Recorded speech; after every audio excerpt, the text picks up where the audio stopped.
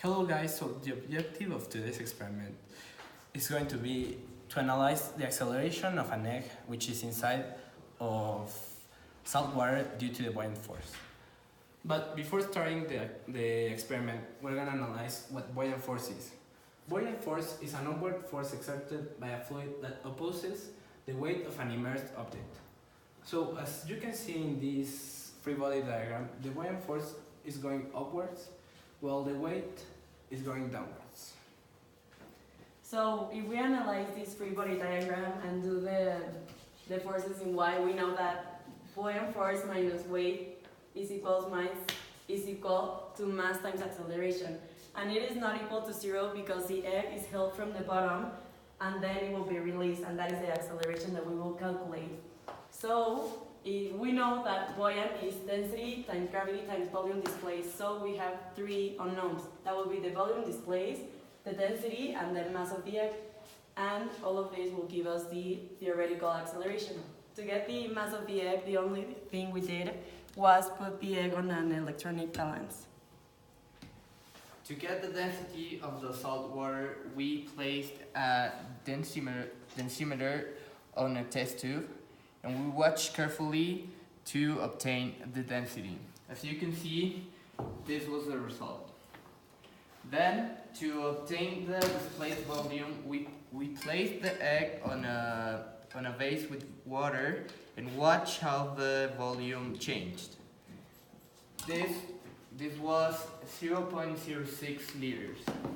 Then we turn it to cubic meters with this formula.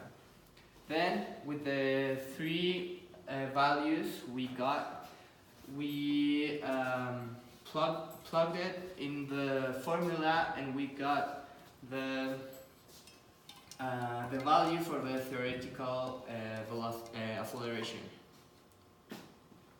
So, for the experimental part, an egg was released from the bottom of the test tube, and with help of Logger Pro, the acceleration was measured with a graph of velocity respect time.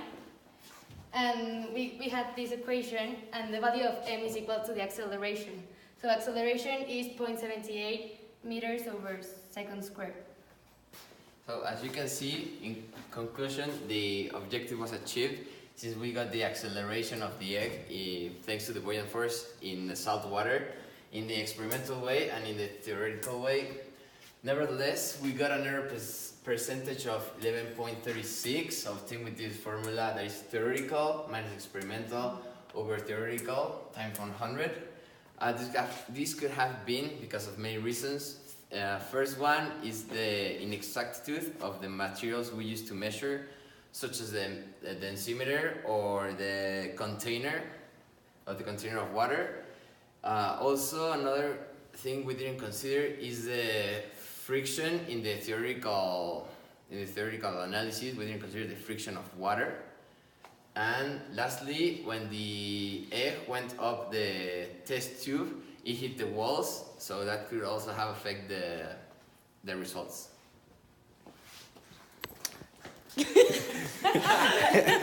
Thank you for watching.